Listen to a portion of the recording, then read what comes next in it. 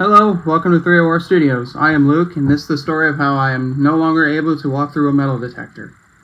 On March 2nd, 2023, I was driving home from class, going a little too fast, about 90, but who doesn't go that fast when you're just turned 20 years old? Going down the road, I ran through a stop sign, causing me to slam on my brakes after I got loose going over a little crest that was on the road at the intersection. I then end up swerving to the right, or to the left. I then overcorrected it, and I hit a mailbox, which caused the airbags to deploy. And after the airbags deployed, I just remember waking up dazed, confused, like, what is happening? Why is my windshield shattered? I was like, okay, I gotta get out of here.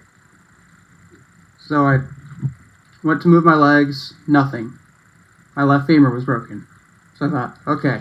I grabbed my left pant leg with my right hand, and I pushed to the back seat with my left hand, my left hand and my right foot. When I get to the back seat, through the pain, sweat, and cursing, I tried calling my dad, which goes straight to voicemail. Great. Then call 911, text my mom telling her pretty much very short story of what happened. 911 answers. It's a county that's 200 feet to the west of me. They transferred me to the county I was in. I was very furious about that. During this time, someone stopped and asked me if I was okay. I told them it's not good. My femur is definitely broken. Texted my girlfriend at the time saying I got into a wreck, knowing she would definitely start to worry, knowing I didn't text her saying I was safe. Told her what happened around this time. Someone my dad works with shows up. I can't tell you how relieved I was when he showed up. Ambulance rolled up, take me to the hospital. Should also mention they had a helicopter circling the area I was at, just in case the fracture was worse than what it was. Thankfully it wasn't. About that time, EMTs were hauling me out of the back seat. I'm pretty sure they ended up using the jaws of life to open my door. But I made a couple firefighters stay, have me use that. EMTs pulled me out of the back seat, which was very painful. My dad walks up, asks how can he help. Helps them set my leg due to how it was broken. It was kind of broken in like a T formation, where it just broken straight across, and then there was a quote-unquote small little chunk that was loose from the top of that T that curved down to the side of the bone. They ended up putting a board under my leg after cutting off my pants and my left sock. Right to the hospital. I swear it was the longest hour and 15 minutes of my life. I don't know if it was the mix of the narcotics they gave me to try to ease my pain, even though I told the medics my pain was just a full 5 out of 10. But the worst part about that ride was they put a board between both legs. They put a board on my left leg, which had 2 metal rods going down either side. The roads they took were the worst freaking roads ever. I swear they were full of potholes, and every little bump, it was just hitting my tailbone, which that pain was worse than my leg was. I get to the ER, they immediately go to work, ask what happened, put me in a neck brace, which really pissed me off, because I couldn't move my neck at all.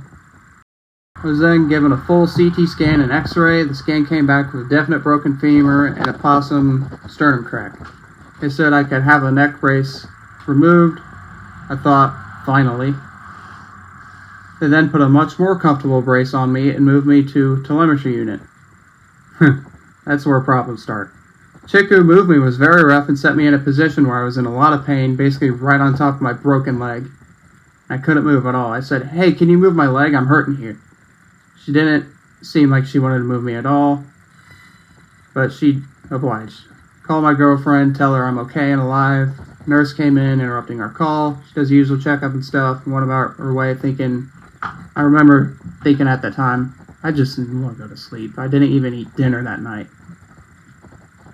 At that time, I had a watch that told me, oh, hey, you woke up at this time, or hey, you fell asleep at this time. I checked it. A few days afterwards, it said I went to sleep at 10:17. So I don't know if that was entirely accurate, but whatever. Night before the surgery was full of interruptions from nurses. I was constantly being woken up to check my temperature, blood pressure, and my oxygen levels. I remember not wanting to talk to anyone or do anything but just to sleep that day.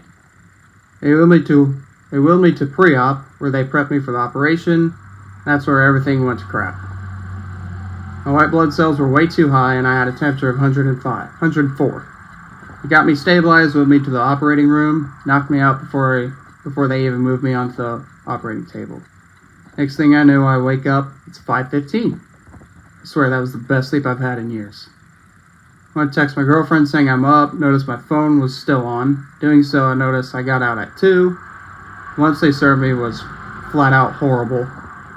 About that time, my parents walked in with my uncle and his wife. Talked to them for a few minutes, but I just wanted a Coke and I wanted to go to sleep. My parents' friends ran to McDonald's to get me a cheeseburger and a Coke. I didn't even eat the whole cheeseburger because of how tired I was. Fell asleep at 6:20, which is very, very early if you know me personally. The next day was pretty much the same, and the night. Monitor my temp and oxygen levels, which were dangerously low. I remember I was tired, wanted to be left alone. I wanted to go home. Luckily, the next day, which I believe was Sunday, gotta go home. We get home, all I wanted to do was sleep, and so I did. My aunt stopped by, and so did my girlfriend. Me and her watched one of the Jumanji movies. The majority of it. I say majority because I was way too tired to watch it. Fell asleep with the temperature, but at that time we really didn't know what was happening yet. Monday I had an eye appointment down in the large city where we live near. The appointment went well. On the way home, Noah, who you will hear from here at 3OR Studios, sent me a video. I remember laughing so hard I ended up throwing up. I noticed seeing spots of red in my vomit, but I didn't say anything just because, whatever, I want to go to sleep. Tuesday morning, I wake up, puke again. My mom noticed there was blood this time. She calls the trauma doctor, saying what happened, and they tell me to get us there as soon as possible. Checking at the ER, gave me another full CT scan. This time they discovered I have something called a fat embolism. This is uncommon, but not rare when it comes to fractured bones, especially one as large as a femur. Put me on oxygen because how dangerously low it was. They moved me to ICU. I wanted a room with a window because where I was, the city they took me to a hospital at, they have our state's Air National Guard is stationed there, and I wanted to see if I could catch them flying around. They thought I was hallucinating, but I wasn't, clearly. And then they gave me a blood transfusion because of how low my hemoglobin was. It went up a bit, but not enough. I ended up falling asleep around 8. Woke up around 5. I woke up to the nurse saying they're going to give me another blood transfusion. This time the results were great. A couple of visitors, but I remember my mom wanting me to rest while I wasn't really that tired. Went to sleep around 8.